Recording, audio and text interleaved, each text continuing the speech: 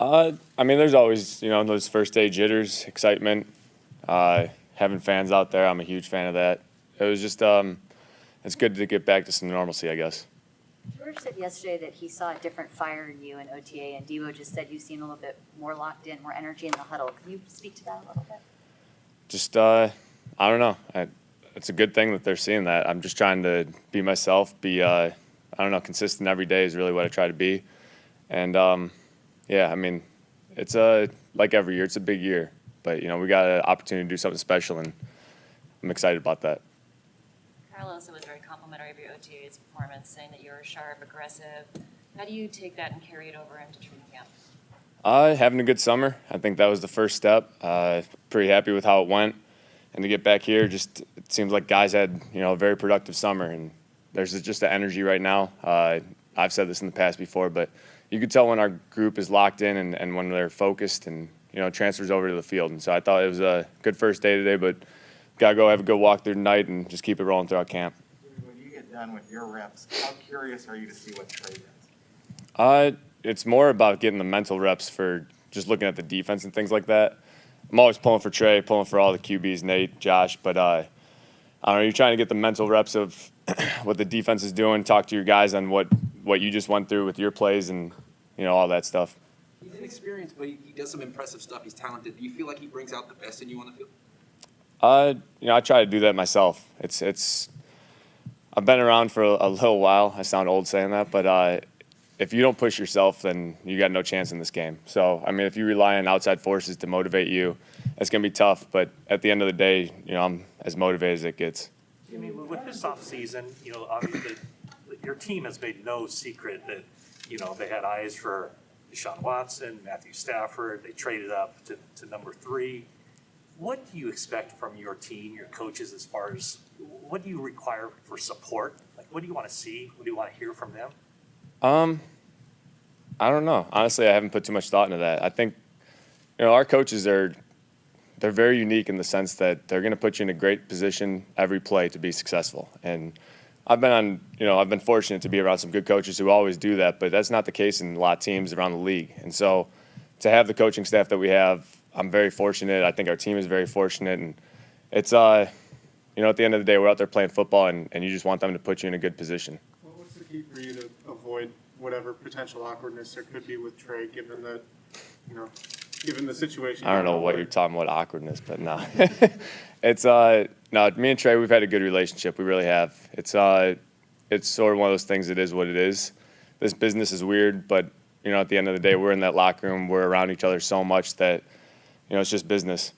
You've alluded to the past to kind of letting that grow organically a little bit. Did you, over the summer, seek out any other quarterbacks or talk to any other quarterbacks about who may have been in similar situations? And if so, who and what did they tell you?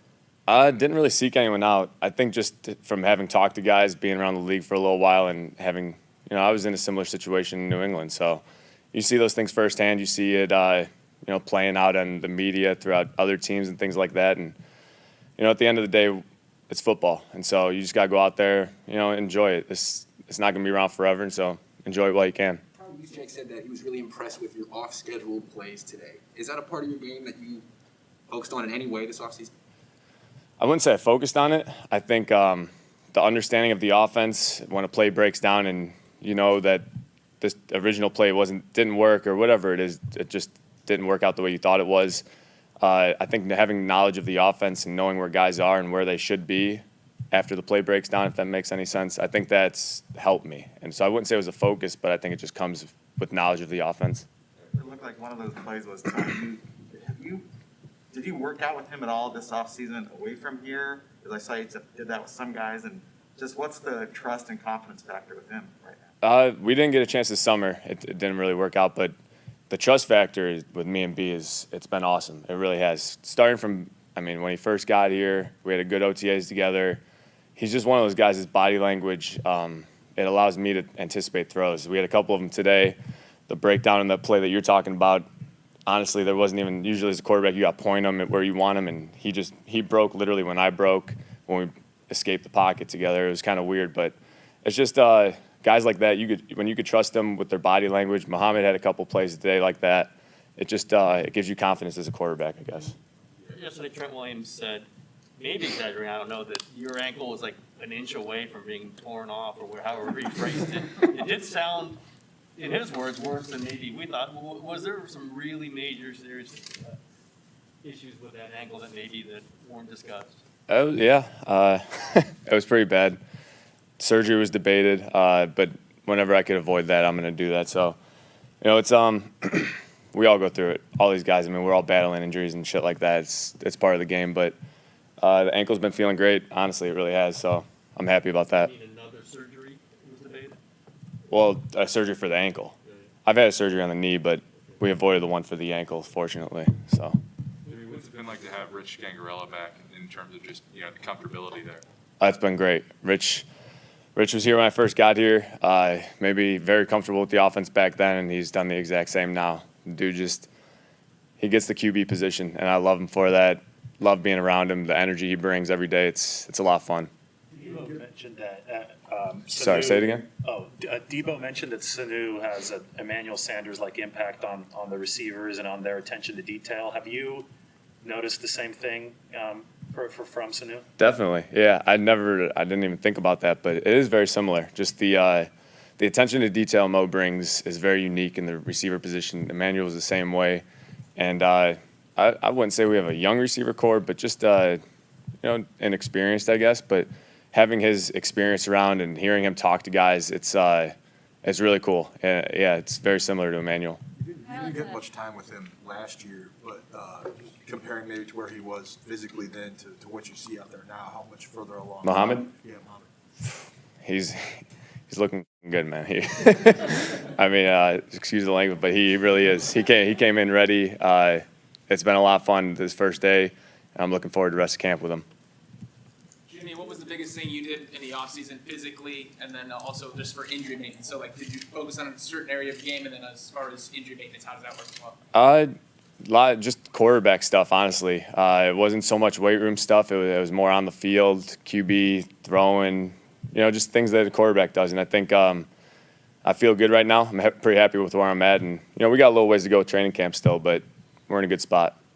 Last one, guys. You're swearing more freely. I haven't seen you guys in a while, man. Yeah. I think you're going to open up when I ask you this. What is the expectation is that at some point, someday, Trey Lance is going to replace you. And so probably having a sense of that, where is the line? Do you go to, hey, Trey, when you did this, you really should be doing this.